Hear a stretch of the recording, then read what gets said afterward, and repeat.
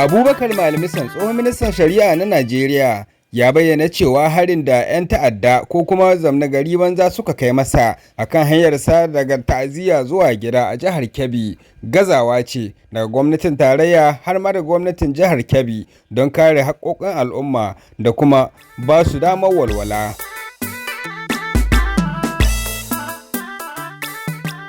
To jama'a barkanku da yau, barkanku da sake kasancewa da mu a cikin sabon shirinmu, amma fa muna neman alfarma da ku yi mana subscribing sannan ku yi mana liking don karfafa mana gwiwa mu ci gaba da kawo muku labarai na gaskiya da gaskiya daga nan Farko TV. Allah gaskiya ki. Ya Excellency, wannan al'amari da faru ba al'amari bane mai daɗi domin ya bayyana da kasawa ta gwamnati a mataki na tarayya.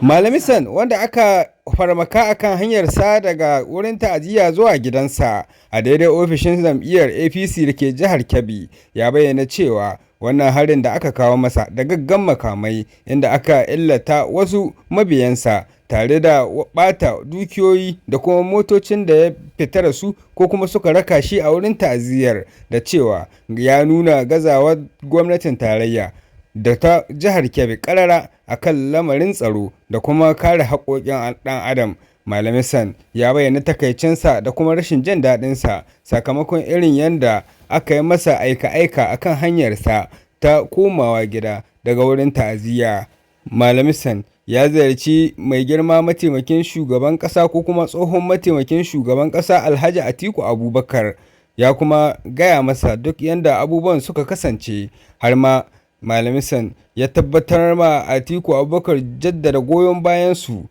a gare shi sakamakon jin daɗi da kuma shawarwari da kuma yadda yanayin shugabancin Atiku Abubakar ya kasance domin nuna goyon bayansu 100% akan tafiyar ta jam'iyyar ADC.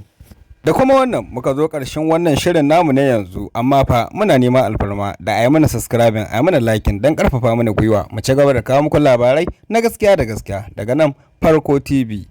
7.